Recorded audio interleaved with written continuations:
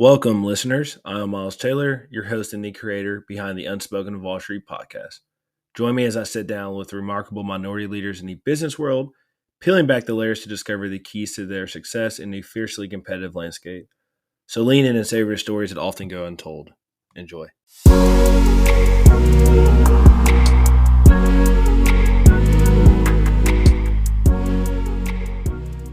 In this episode, Zach shares how he completed 3 internships in 1 year, passing the CFA exam, becoming an investment banking analyst at Raymond James, and now a PE associate at a mid-market fund. Listen to how he explains how he leveraged these experiences to get where he is now. Enjoy. All right, Zach, episode 2. You ready? Yes, sir. What's good, boss man? All right, man. I think it's good if you give listeners a quick summary of your bio. Probably one of the main things worth mentioning is originally born and raised in Mississippi. A lot of people from the U.S. know that's like least educated, most impoverished. However, one of the unique things about growing up in Mississippi is you kind of see the worst case and best case of everything. For instance, you got people that become Oprah Winfrey and Elvis Presley that was born in Mississippi, but unfortunately you grew up on a playground where you got to like fight at some point. By age 9, I had already met people that had got shot, robbed, was in jail. Everything that's considered explicit on TV. So you kind of got to see everything. And in this sort of rougher environment, I had 2 parents that were both first generation college students. So my mom went to Mississippi State, became a mechanical engineer. Mm-hmm. My dad went to Mississippi State, became a food scientist. And my dad taught me a lot of hard work. My mom taught me how to read, write, and do math before I even finished pre-K. And so, after you had me crushing it in class, like always getting straight A's. And also, the part of Mississippi I was in, the Mississippi Delta, sort of home of the blues, there was this unique inner city school I went to where they grouped like top decile and bottom decile students together. So I was fortunately top decile given my mom, but I was always around people who were sort of struggling academically. However, what that taught me was how like people who don't have the best tools and resources still have something in them. And like a lot of them became first generation college students. And so like seeing stuff like that, it gave me a lot of organic injury to help in any way that I could. Like people who come from underrepresented backgrounds or financial struggles, like trying to help them succeed is like one of my main missions in life, and is very tied into why I did investing, which will probably come down the line later. So So two things to note about the personal backstory. One is parents were very educated in a rough environment. 2, got to see the best and worst of everything. And then 3, I remember always being around adults, and I would have questions about business, like how the economy works, why a stock goes up or down. They would just say phrases like "man," "Uncle Sam." But then I met a business owner for the first time, which was one of my dad's friends named Mr. Monty. Told me why real estate was more expensive in New York than Mississippi, how my favorite burger place could go out of business, and it just like cracked my little mind open. And I was like, I want to understand every single bit of that.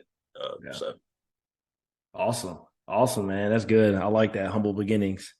So take me through, where did you go to college?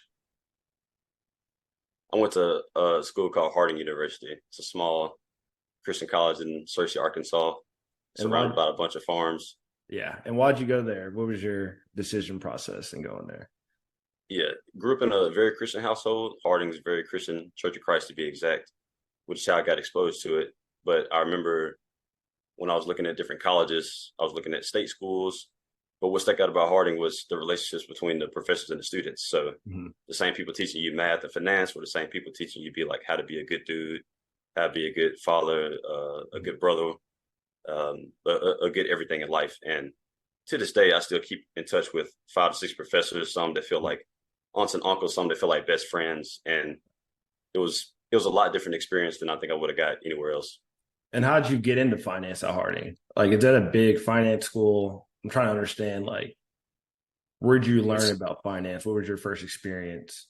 And it was definitely meeting Mr. Monty, the business entrepreneur, as a kid, and I was always trying to determine where can I get the most business knowledge. So I was reading books, talking to adults, but then when it got time to pick a degree in college, I knew I wanted to do business, and in business you had sales, marketing, management, but finance had the most exposure to everything, such as like how does a business become profitable? Once you become profitable, how do you allocate that to continue to invest in the business and grow it? And then how do you think about risk and return? So in terms of business knowledge, it was just where the most wealth was, which is why I went that route.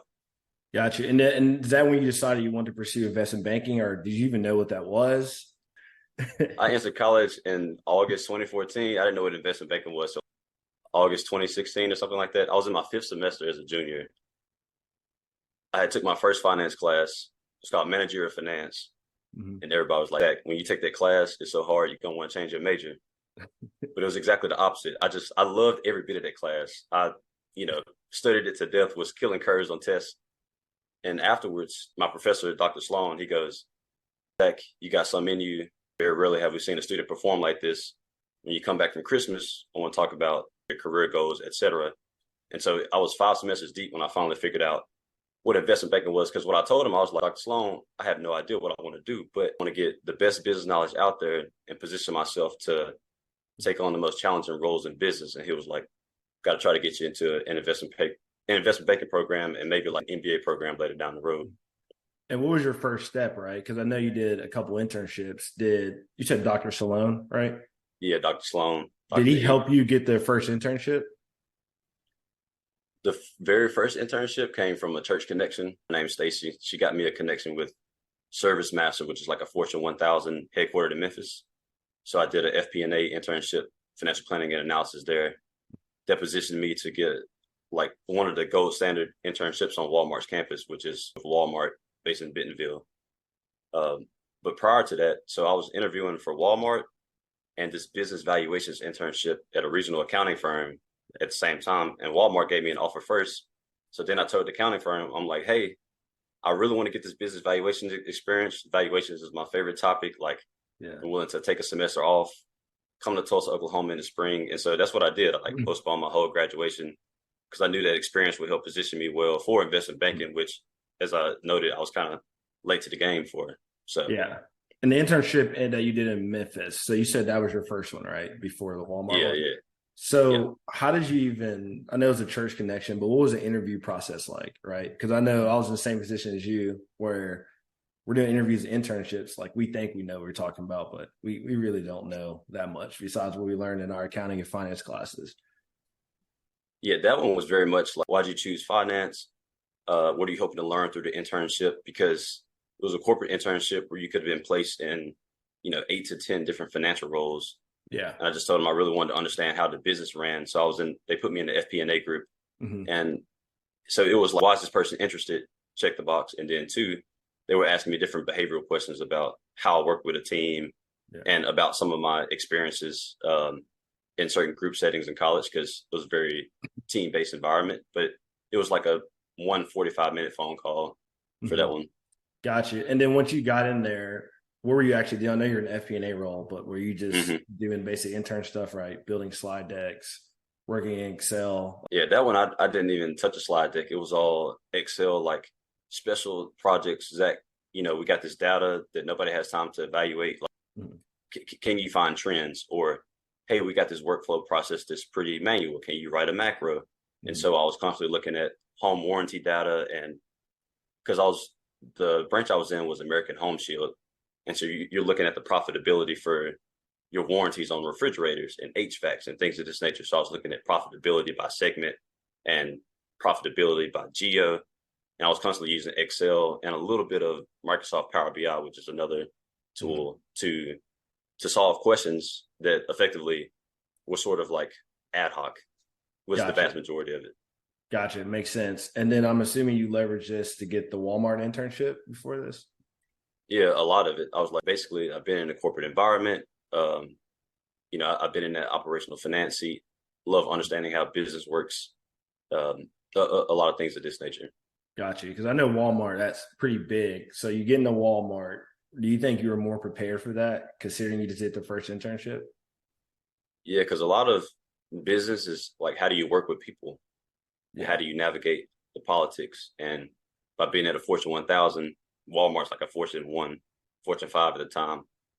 So that definitely prepared me with, how to navigate the bureaucracy and how to work with people a lot more senior than me, and also articulate my analytical takeaways to them in a way that they'll comprehend, especially if they're far from the keyboard and away from the weeds.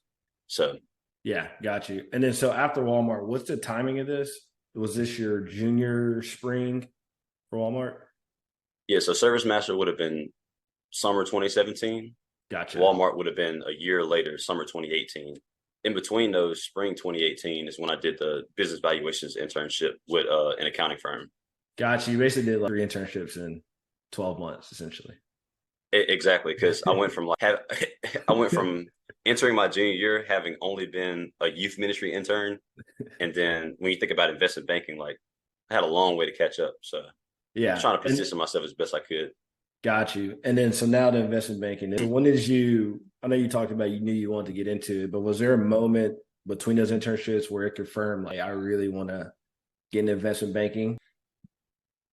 Yeah, there were sort of two things that did it. One is whenever I was listening to people who had been in investment banking and what they went on to do, Yeah. they went to go to those investment funds or they went to, you know, do the type of jobs I was most interested in, which is like, valuing companies, how to manage risk and return, and get exposure to many different businesses, maybe not just one corporation. And two, like, just the energy that they move with. I think about my friend Casey, who sourced my investment banking opportunity with Raymond James. The way we connected, the sort of grind and hunger that we had to be aggressive and pursue things in our career. And after completing a year or two of investment banking, the doors that he had open versus the doors he wouldn't have had any shot at if he didn't do it. I was like, okay, I don't know if I want to do investment banking long term, but I know to get the type of seats I'm interested in, that's going to be a necessary step. Yeah, I think investment banking and consulting, PE, I just don't think there's a lot of roles coming out of college that just prepares you to help you scale your career at an early age. And I didn't do Right. investment banking, but I just think that's huge. So no, I'm Yeah. glad you said that. Yeah. I'll put it this way. Like, all the private equity firms I know of, 80 to 90% of the class is from investment banking. Same with hedge funds, same with VCs. Well, VC is a little bit different, but Yeah, you, but you get you still, get the point. I bet still more than half VC Yeah, come from for investment sure. banking. Exactly. So you started Raymond James, and well, first you didn't even intern at Raymond No, James, correct? So I'm trying to figure out how correct. did you even get into that? A personal connection that gets your resume into the pool with a Mhm. recommender's note is the best way. Yeah, You can also like you know you can get a friend of a friend of a friend yeah, that can help you out, but that doesn't go as long. And from then, it's about differentiating yourself. So they're going to right. see everybody who's talented and driven and Mhm. have succeeded in most things in life, but what makes them think that you'll be a good analyst? Because Mhm. they know you're likely to leave after 2 years, but if not, would you stick around? And so the things I was able to show them was, hey, I postponed my graduation to position myself for this. While I was doing all that, I also like got a math minor to improve my logical thinking. Also Wow. took CFA level one just for the knowledge, just because I'm a student of the Yeah. game and I'm really about this. Yeah. And I would tell them stories about how in order to get one of those intros, my accounting professor made me simulate 80-hour work weeks. So he's like, after you simulate back to back 80 to 90-hour work weeks, then I'll give you an intro to my guy. So you had to log all your like coursework, your Mhm. part-time work. When you're reading Wall Street Journal and market news, put in a log, you'll review it, and then it's like, okay, now you understand what the average day looks like or whatever. Wow. Yeah. So it was you got to go above and beyond to differentiate and show them like the kind of grind and just organic determination you have because they can see through BS with because they deal with it all the time. And so when it got to interview time, it started with typically a phone screening where there's Mhm. some bullet plate questions, why investment banking, why industry A, why city B, Mhm. and then it'll be some technical question like if I had $10 more of depreciation on my P&L, how does that impact my three financial statements? Yeah. Or, can you verbally walk me through a discounted cash flow or some itch like that? And it'll be two separate phone calls. Yeah. And then for investment banking in particular, it goes pretty much straight to super day. So there'll be like 10 to 12 people there for two spots. It could still be virtual. Mom was in person, but you would interview with all the senior levels and the mid levels. And there'll be a combination of technical questions from the more junior people and a lot of fit questions about like your work style, your background, what you appreciate in culture, what do you see long term in your career. These will come Mhm. from the more senior members, and if you're able to answer these with conviction and show thoughtful responses and come off as authentic, that's the best way to have success in those super days. And Yeah. it's so competitive. Oh yeah, I bet. Yeah, it's extremely competitive. And there's 2 points I want to make. First, before we go back to the interview, the CFA. So Mm-hmm. you want to do a CFA because you thought it just, set you apart from other candidates. How much do you have to study for that? Man, a lot. Yeah. Yeah, I probably started studying January 2018, finished studying August 2018. And if I was on a road trip with friends, I'd be like going over questions on my phone while we listen to Big Booty Mix on Spotify. I remember like, passing up.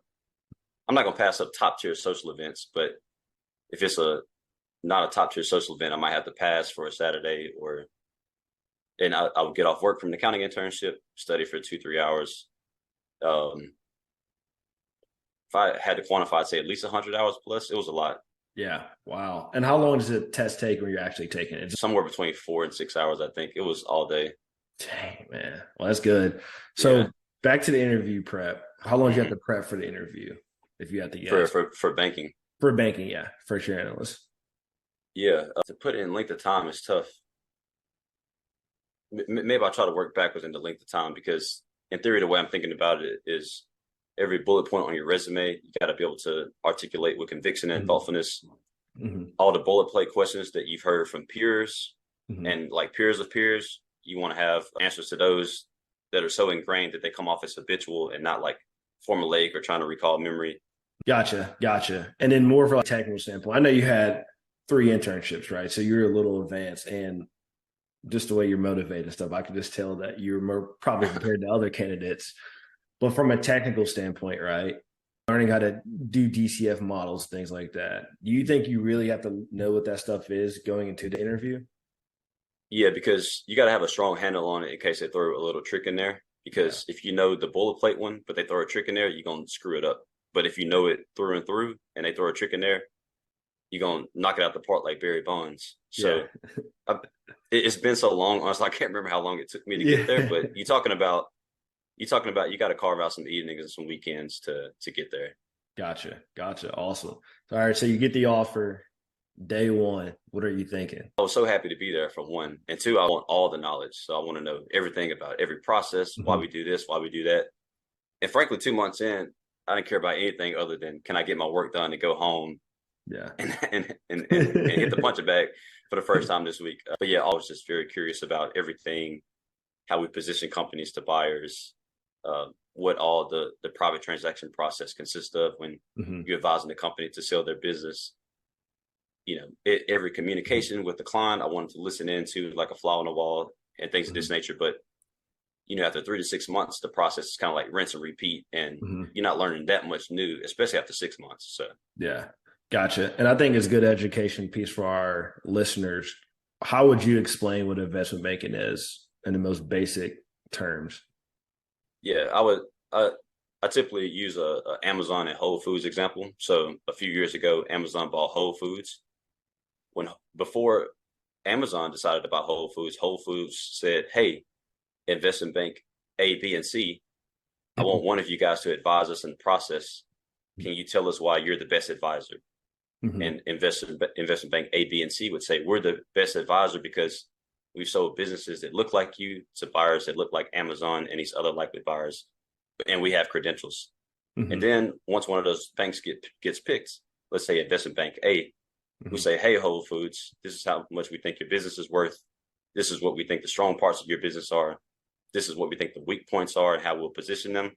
And here's the 20 to 25 buyers that we think are most applicable to buy your business."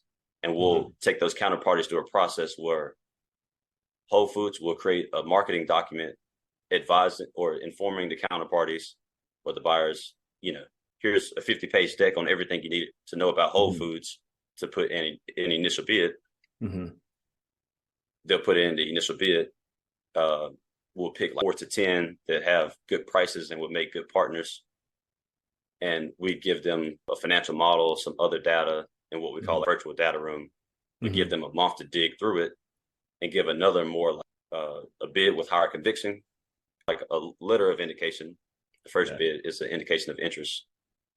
And so after the LOI, you usually try to go to 2 to 4 parties that are well positioned to buy the business. And if there's one who's really positioned well, you may give them 30 days of exclusivity to look at Whole Foods, et cetera. So long story short, before Amazon bought Whole Foods, an investment bank walked them through a process where there was probably Amazon, Kroger, a bunch of private equity firms, and then it eventually funneled down to Amazon, and the investment bank advised Whole Foods through that whole process. Gotcha. Awesome. That makes sense. All right. So back to the first year analyst. So I know you said in 6 months you pretty much got the process down. So you get there day one. I know you walked me through what it's like. Like, what are you learning first? Is it just you just focus on technicals, focused on the financial statements? Even though you did a few internships, you got a base, you understand 3 statements. What are you actually like? What does your MD put you into to initially start as a first year analyst?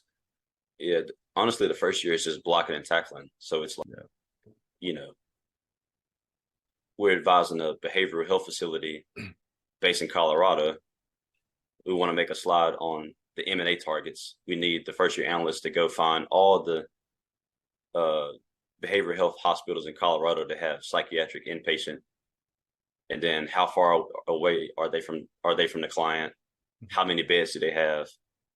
So this is like what you would consider grunt work or blocking and tackling, but it's like that type of task. It's also like, here's a physician practice management company that has 70 facilities around the Pacific Northwest. Yeah. We need a slide that has a map with all 70 of these, shown. Like a legit, like global map, like a United States map. Like a map of 3 Pacific Northwest states, and you need 70 dots placed that look like a real map. Like somebody has to do that by hand. Yeah. So that's where it starts. It's like the grunt work that needs to be done to put together, frankly, a lot of beautiful PowerPoint slides. And after a month or 2, you start to get familiar with the financial model that typically the second year analyst or the associate built, and you'll be responsible for like building charts and keeping those charts updated for the different presentations. And just really what I would consider blocking and tackling. It's something that, frankly, you don't need a strong financial background to do the first 6 months of the first year. Gotcha. And then after that, it's like, can you block and tackle? Oh, but can you also assist in augmenting the financial model later in the process? Or when we get diligence questions from buyers, can you help take the first pass at answering those diligence questions, especially the ones that are in the weeds of the model? But like a first year that's 6 months, 9 months in, would be able to handle most of those questions and take weight off the plate of the second year and associate and things of this nature. But you're probably not like really building models in your first year, and you're probably not talking to buyers and stuff like that. Got you. And I think that's great you said that. How do you stay motivated as a first year analyst? Because in my experience as an analyst, right, you do a lot of grunt work and you feel that it's not important, it doesn't matter, it's going to get scrubbed by second year analyst, VP, whoever's above you. So from your standpoint, how do you stay motivated knowing there's light at the tunnel? Yeah, for one, you just got to realize it only lasts so long. So, you can do pretty much anything for 2 years. 2, you can't take anything personally. So it's going to be times where you treat it like a warm body. There'll be times where you gave up half of your Thanksgiving day, and then the MD sent the thank you email to the wrong analyst. Whatever, you can't take it personally. It's the world. It's the world that you signed up for, and as long as you remember in your heart why you signed up for it, what your goal is, you'll have the willpower to get there. There will be low points, but you can't let the small things take you off your long-term path that you had very well laid out for yourself. Yeah, at the outstart. Makes sense. And were you working a lot of hours your first year? What's funny is I was known for working the least amount of hours, but that's just because I'm like a chill person. If I was there from 3 p.m. to midnight on a Saturday and everybody else was there from like 8 to 2 p.m., like nobody would see it, and I would never talk about it. But yeah, first year, especially pre-COVID, you're talking about like minimum 60, and a lot of times you're up to 80, 90, easy. And a lot of my peers were up to like 100, 110 because the market was so spicy at the time. Yeah. Yeah. But then after COVID hit, that got nuked and had great work-life balance for about 3 to 6 months, and then it changed again. Yeah. And then those hours, right? I know it's well known that you guys work 70 to 100 hours, but are you actually like typing away the 100 hours, or it's you're doing work to 5, 6 o'clock, you send over work to whoever, and you receive comments? There's definitely some downtime where you sort of twiddling your thumbs, just waiting on comments that you know are going to come, whether it's 8 p.m., 9 p.m., 10 p.m. So what a lot of days will look like is we'd be sort of clacking on the keyboard till 5 or 6. The MDs would be eating dinner with their families or whatever. They send comments at 9 or 10, and we'd just be around to sort of turn them because we knew they were coming. There was no sense in going home. And so it would be maybe 30, like a 45-minute or hour family dinner with the bullpen, all the analysts. And then in the downtime, you would catch up on stuff that you sort of put on the back burner, or maybe like, I don't know, if you like me, maybe you watch MLB highlights or something for an hour. But so in a 14-hour day, you probably grinding on the keyboard 11 to 12 though, because as soon as it's time to go, like it's time to go. Yeah. But there's definitely some downtime in those days. It's just you sort of on call, so you kind of count it. Gotcha. Awesome. So through your first year, what was the turning point that you would say you finally gained that trust or respect from your associate or VP for them to ultimately know that, oh, Zach, he got it. You know, he understands the process. We have a good analyst. Yeah, for sure. And this isn't just me, this is for everybody that I saw, but it's typically two mechanisms. One is like, did you preemptively do something that you knew they were going to ask for, that you were probably going to regret when they asked for it, but did you go ahead and do it anyway? Yeah. They eat that up like a bag of Skittles. I mean, they adore that. So that's one. And then the second is like, did you help them solve like a modeling problem, or did you help them build a slide that they were having trouble with? For instance, I remember one time there was a slide for a confidential information memorandum, which is the whole, like, we're building the marketing presentation for Whole Foods to send to the buyers. There was a slide on how this pharmaceutical distributor could vertically integrate, and the associate was like, I have this idea, I can't fully formulate it. And then one Saturday, I was able to figure out a nice way to do the slide. And so in terms of my understanding of the business, he's like, okay, Zach definitely understands this client. And that led him to allow me to take more ownership of the diligence stream and just responding directly to buyers and stuff like that. So it's preemptiveness. And then also, if you can show expertise where you can solve a problem that they were struggling with, those are the two things. But just doing what's asked of you, like over time, that'll definitely get you there. But it comes faster with the other two. Gotcha. So you get through your first year, and so you start your second year. Where are you thinking going into your second year? You got more rhythm, more confidence. A lot of the grunt work is going to the first years first, and you get it second. So that frees you up to model more. That frees you up to crack slides that are like executive summary, or the more qualitative slides. You know, if you build a 75-page deck that you're going to send to buyers, 10 of the slides matter. The other 65, like, they're going to read. And I read Sims every weekend. Yeah. If it's 80 pages, I'm going to read like 10 because it's just too much. And so you're starting to write those 10 pages, and that allows you to express more creativity. It tests your business knowledge more. And so it becomes a little bit more invigorating, and you're able to challenge yourself. And so going into second year, I was like, I want to take my time with all these tasks. I want to get back to that organic curiosity and childlike curiosity that I had to get my black belt in business effectively. And that starts by like not trying to get a task done as soon as I can, but trying to say, where's my voice in this task? And I want to try to perfect it to the point it makes sense with it qualifying as a good use of time. Yeah, that's awesome. And then take a step back, because I know you're talking about the modeling, because I think it's good for educational. And one, I'm just interested. Can you sort of walk me through some of the modeling you're doing? Yeah, so my group specifically, we would build detailed operating builds. So for instance, if you got 70 imaging facilities, you would forecast like a certain volume for each facility and then a certain price per volume for each facility or something like that. And so you got this detailed revenue build that rolls up.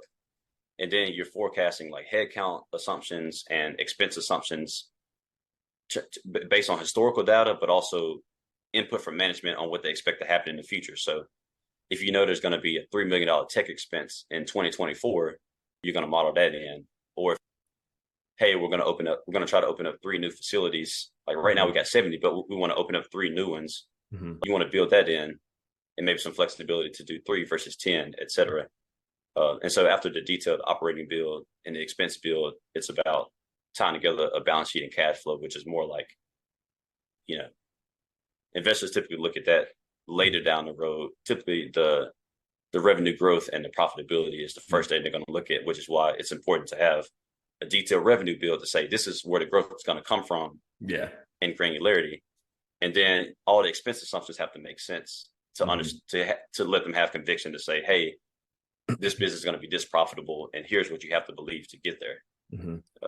Gotcha. So the income statement is the main thing that you build, and then the 3 statements is kind of just like, it's not always, but it's like 60 to 70% of the time you build it. Were you building DCF models as well? So a DCF or LBO in banking is literally like just something you do for a pitch slide. Because what you're saying is, we think the market is going to value, like you're talking to the client, right? At the pitch. You're saying, we think the market's going to value your company at 800 million to $1 billion. Yeah. When we ran DCF based on market data, we were shaking out around 600 to 700 million. When we looked at the valuation multiples, so if they're trading on EBITDA, and businesses have been trading on average at 15 times EBITDA, 15 to 20 times EBITDA, here's the valuation range. Yeah. And so you're using those to back into a valuation range, but you're not using it. So it's like, it's more of an illustrative valuation exercise. It's not like a very critical component. And I was asking that more just educational piece, just trying to get the listeners to understand what a DCF is and the importance of it. In your second year, actually, I know I'm jumping around. So for your second year, I'm just always interested. What did you spend your bonus on your first year? Man, I'm a big saver. Honestly, I'm a pretty frugal person. Yeah. So first year bonus, I think I bought a gaming PC and an electric guitar, which frankly I would have bought anyway. Yeah. But one cool thing about bonus time is you always do like a bonus dinner where you go to a nice steakhouse or like, and maybe you and the analyst get a private room and you just ball out, like have good steak and wine and everything, and just tell funny stories. Yeah. And that's usually a pretty expensive dinner, but that's also pretty common. Yeah, got you. I've always wondered that, because in the consulting, we didn't have those, but I know investment bankers, I know that's a real big thing for you guys. People definitely buy like Rolexes or mega watches, but I wasn't really in that camp. Yeah, smart. Smart. So in your second year, when was about the time that you knew you wanted to enter private equity? Yeah, it was as I was entering my second year, actually, because it was just, I kind of knew private investing specifically was where I wanted to be, just given, and especially right now where I am is growth equity, which is perfect because in any given week, I'll be meeting founder CEOs, I'll be writing investment thesis, I'll be doing market research, I'll be observing a board meeting where like the CEO is reporting to our MDs, and I'm getting to see like all the strategic all the strategic decision making. Yeah. And as I said at the outstart, one of the main reasons this journey started is because that childlike curiosity for the business knowledge, and so private equity is just right with that. And I knew banking wasn't for me, because banking is a little bit less about understanding business fundamentals and more about relationships and running a process, and also just frankly just straight grinding, like willing to give up personal life. Just transactions, just getting it done, deal flow. Yeah. So the virtues that made a good banker were different than the virtues that would make like a private equity investor, even though there's definitely a lot of overlap and similarities. And so I think the latter was just better suited for me. Gotcha. And we'll get into that. And then take another step back. When did recruiting start for you for private equity? Yeah. So day one, when you start banking, like hunters just always sending you opportunities. So they're like, hey, you're 3 months in. Here's a job opportunity for 21 months from now. Let us know if you want us to include your resume. Yeah. So there's always traffic. And by the time I knew I wanted to go, like I said, was right going into my second year. And so that's when I started finding opportunities. So I started probably July 2020. It's probably when I first started interviewing. And first it was like healthcare funds, but then I was like, no, I kind of want to do tech. And so it was about November when I really had probably like 5 to 6 interview reps. It's like solid interview reps under my belt from different processes that just didn't work out or I didn't want to take. And I had all these reps in terms of telling my story. Why this firm, why this city. Yeah, here's the portfolio company I find most interesting. Here's the one I find least interesting, and why from an investment standpoint. And yeah, so I think I finally signed up for a job late November, early December 2020, which was 7 to 8 months in advance of the start date. Oh, wow. That's awesome. And I know you said headhunters reach out to you, but were you also sending mass emails and reaching out to people yourself? I wasn't at the time just because I didn't have any strong private equity connections outside of people who went to a couple healthcare firms from my group. They were able to get my resume in and stuff, and I interviewed at one of those. But given most people had their success going through headhunters and not necessarily from doing the blast emails, et cetera, I chose to go that route. With what I saw in banking, like I only had 2 connections, but if they're strong and like organic and authentic, like those go a long way. And I figured I would have more success going that route versus because they're already blast emailing you, honestly. So yeah, you don't really have to go do too much blast emailing unless you want to go to like a very, very specific city or firm. Yeah, makes sense. And then what was the interview process like for PE versus investment banking? PE is actually a lot different. So banking is 2 phone calls and then super day. PE is like 2 phone calls, very, very similar, like why firm A, why city A, why industry A, et cetera. Can you walk me through a paper LBO? Something like that. And then it goes to like a modeling test or a case study. So, and sometimes there's a modeling test and a case study. So the modeling test is typically like 1 to 3 hours. And it's like, here's a set of assumptions or prompts, build a short form 3-statement LBO. So you got like entry price, sources and uses, which is saying like, based on the entry price, these are the uses of cash and the sources of cash. Obviously, I won't walk through all the details. But then you go through like a mini build where you're forecasting a mini income statement based on some assumptions.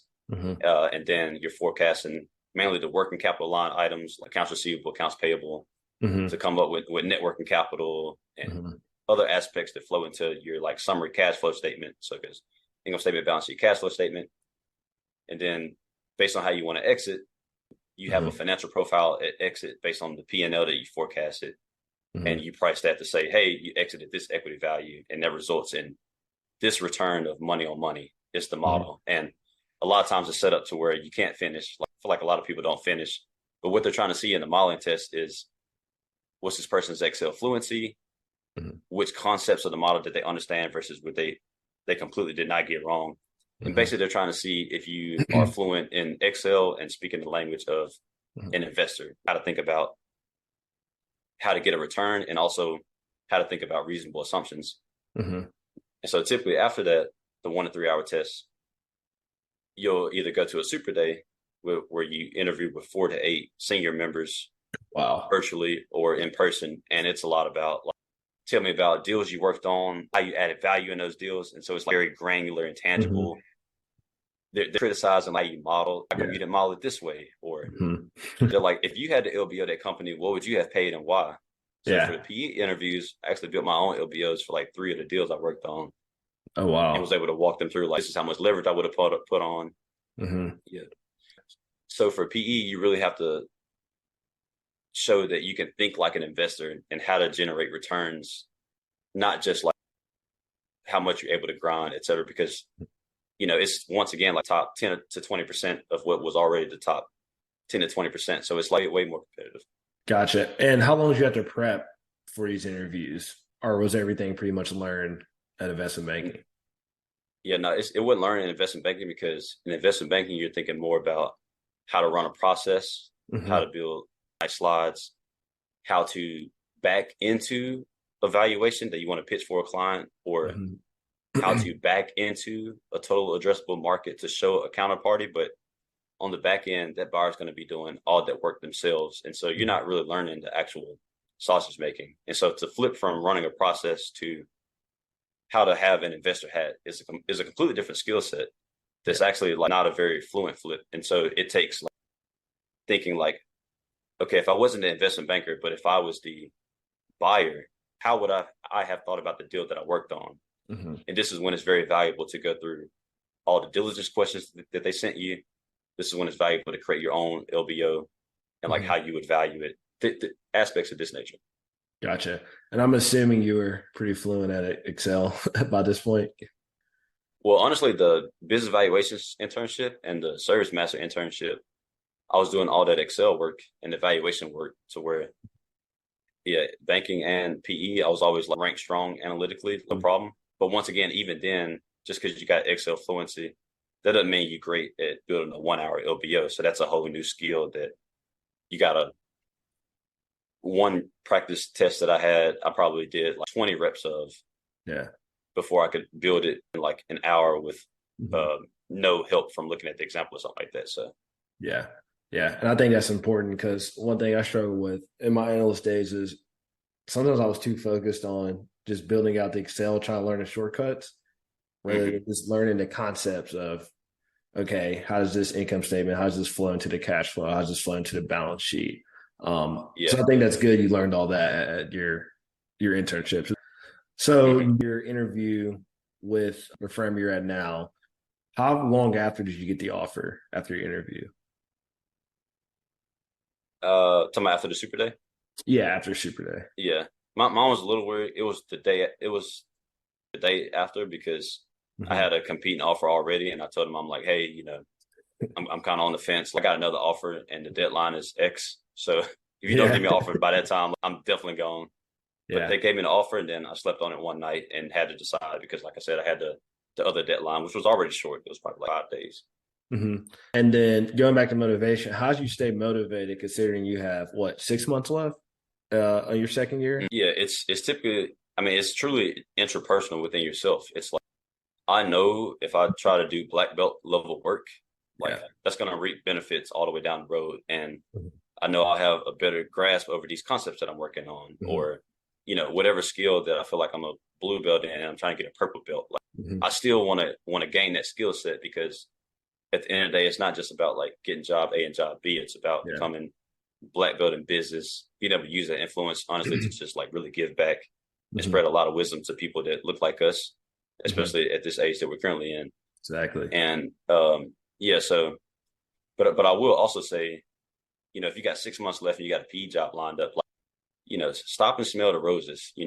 People Hmm. are always being demanding of your time in banking, or if you're trying to break in, but you already got an offer, stop and smell the roses and the task that you already mastered. Like, don't necessarily take that so serious if you're already a black belt at on evaluation comps and cap IQ. Like, Hmm. don't try to Yeah. don't try to spend 4 hours on a task that you can do in an hour and a half. So Yeah. Gotcha. Gotcha. So now you start this PE role, and same question I've asked you your best maintenance is like, what are you thinking now? Your mhm. mindset going into this PE role.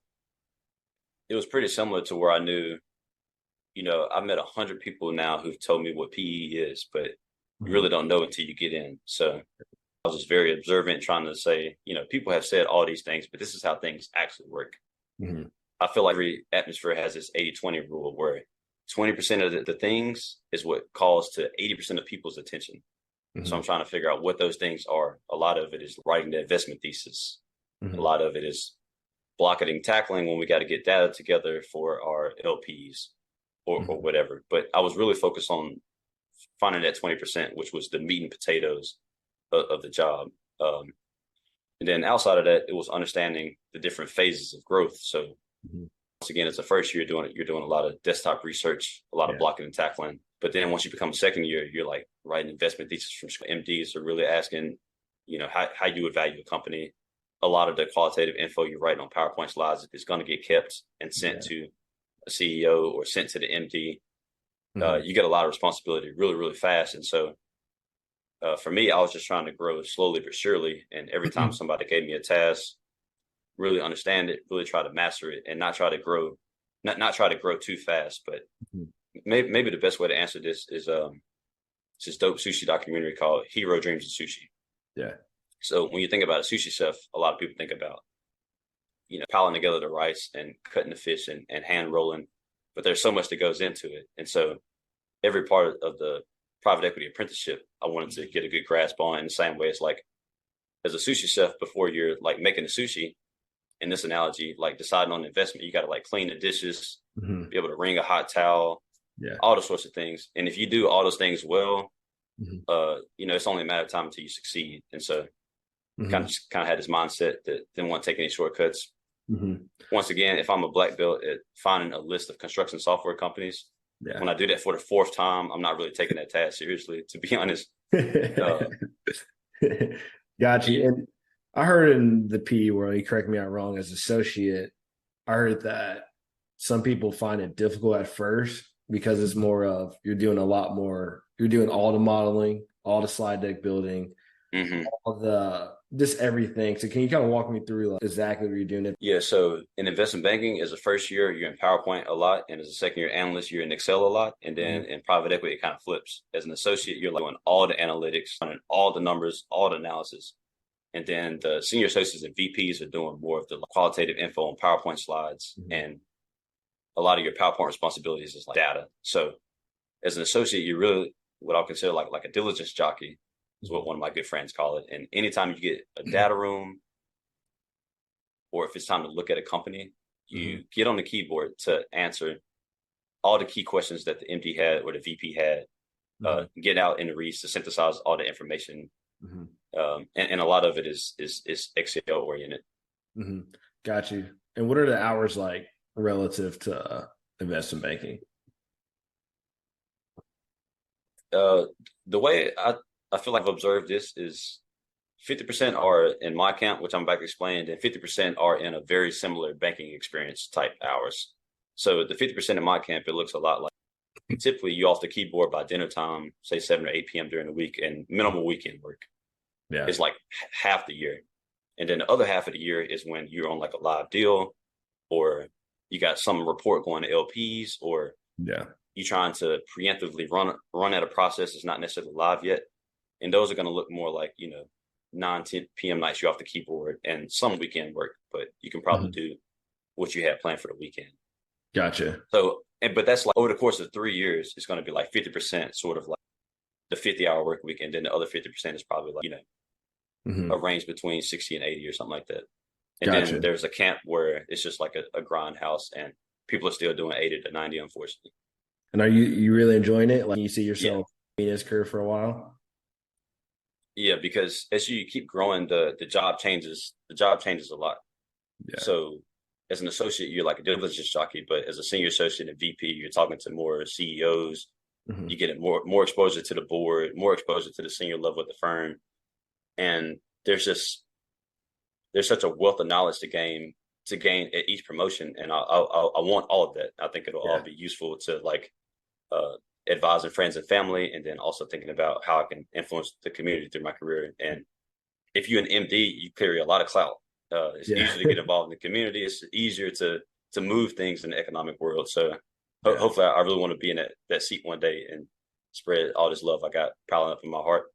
But I think I can't emphasize that childlike curiosity enough to where you get so much more exposure to what's happening in terms of strategic decision making, how people evaluate transactions in the market, what's actually moving the economy. The more senior you get, because there's a lot of offline conversations that happen and all kinds of stuff like that you don't really see as an associate. So and I like I said, I like it enough to where it's truly like organically invigorating and that's awesome. rewarding. And then are you allowed to talk to, because I saw that you're is it board advisor on a few companies? Board observer. Board observer. So what exactly is that?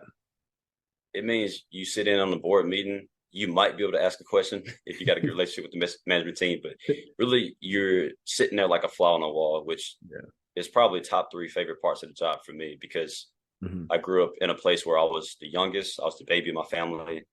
I was always one of the younger people at family reunions, and I would just sit and listen to grown folks talk. And so I still have that in me, and that's how I feel in these board meetings where, my MDs are going back and forth with the CEOs and the CFOs about the next investment to make in the company, product roadmap. How can we grow faster? Do we need to get to profitability faster? I mean, there's just so many business concepts being thrown around by black belts in those meetings. and Yeah. you're literally just sitting there taking notes and Mhm. trying to envision yourself being in there one day. Mhm. But you're just a fly on the wall. It's a beautiful part of the job. How many how many boards are you on currently? Three currently. At Three. one point, I was looking at like 5 to 6 board meetings. It changes from time to time, but I feel like 2 to 3 is standard. Got you. You're killing it. So, what advice do you have for someone wanting to be a PE associate or coming up? Yeah, I First, mean, in how to break into it, and then secondly, once you get on the job, advice you have for them. yeah, the key to breaking into it is find a close connection that's done it before, whether it's a friend or a friend of a friend. Let them guide you every step of the way. You're going to have so many nuanced questions about things that you screwed up in an interview, what to anticipate in an interview, and they'll be able to answer like a good 60 to 70%. And it's kind of like having an advisor or a consultant. And without that, it's really tough. Yeah. So that's the key. And then the second thing is like, try to find where you have the most organic interest, not just where people tell you you should be, but what invigorates you. For instance, like I started in healthcare investment banking, but I really love tech. So Yeah. that's where I ended up. If Mhm. you started in healthcare investment banking and you go into healthcare PE because it's just the easier jump, you might not be as invigorated, and that could really hurt your long-term outlook Yeah. and like your willpower and your motivation. So that's another thing to have in mind. Mhm. But it's also better to break in than to not break in. So you got to go in, get in how you can, because it's Yeah. really tough. In my breaking in specifically. Gotcha. Awesome, man. And then any last word of advice for, just people like us getting into finance? I know you just talked about getting into PE, but just any advice that you would tell your younger self? Um, yeah, the first is we start trying to navigate a challenging career. Definitely know who you are, Hmm. like what you're grounded in, because it's easy to like graduate from college or be in between jobs, and your mind can see all of this, Hmm. but then you get into the job and the pressure's put on you, and your mind is just it's just like a channel on the one thing, such as like, oh, I really don't want to miss this meeting, or oh, I don't want to screw up this part of the model, and like that one mistake might start affecting like your whole identity and how you see yourself. But for instance, if you like me and you know that all you really care about is loving others and being loved by others, no Yeah. matter what happens on the job, you can still grind yourself. So just know who you are and who you want to be, and Hmm. what happens in the job won't impact your self esteem as much. And then secondly, is like any job you do have, find somebody you trust and that's got wisdom, because they're gonna give you the best advice and how you can like activate the ambition that you have in your heart. It's hard to activate it without knowing what tangible steps to take. Hmm. The best way to get those tangible steps is to have like a mentor. So I think about like Hunter when I was at Raymond James, and I think about like Greg here at Gray Hill. Just like, I can ask them pretty much anything under the sun and get a unfiltered, honest answer that's really going to help me move to where I want to go and where I need to be. So that's another thing that comes to mind. And lastly, I'm actually a big reader, and there's a couple of books I recommend to people. Yeah. One is called The Science of Getting Rich. It just is actually not what it sounds. It's a little 2 hour read about how to understand how successful people move and how to find basically your own way to start moving like that, and better govern your day to make efficient outcomes to get or make efficient actions to get the outcomes that you want. I meet random successful people all the time who's read that book, Yeah. and it's only a 2 hour read. Another one is called 48 Laws of Power. It'll just, when you Uh, interacting with a boss, it'll just really demystify like how much power they have over you, and the cryptic actions they make. You'll just be able to see straight through it, honestly, and come off as less intimidated than a lot mhm. of your peers. And then another one is called Deep Work by Cal Newport. It's a 5 to 6 hour read about how to really put yourself in a mindset to do very crisp and clear thinking and not care about small bad things happening. So a lot Mhm. of times we let fear of judgment from others really distract us. We're working to like not disappoint a boss, or we're working to like, not be judged by a peer that would criticize our work. But if you find ways to really like fine tune to being in a calm, focused state, it'll allow you to put on the best work, and it'll result in some unconventional outcomes, like sending a model to an MD and they'll be like, Mhm. never have I seen a model from an associate where I had no comments. Like, this is great. Or Yeah. putting together a write up for an MD and they're like, this is honestly above senior associate work or, Wow. whatever. So, Mhm. That's awesome. Zach, it's been good. I appreciate you. yeah, I appreciate you having me on, Miles. It's an important topic. So I'm glad to participate, man. Yeah, man, it's been awesome.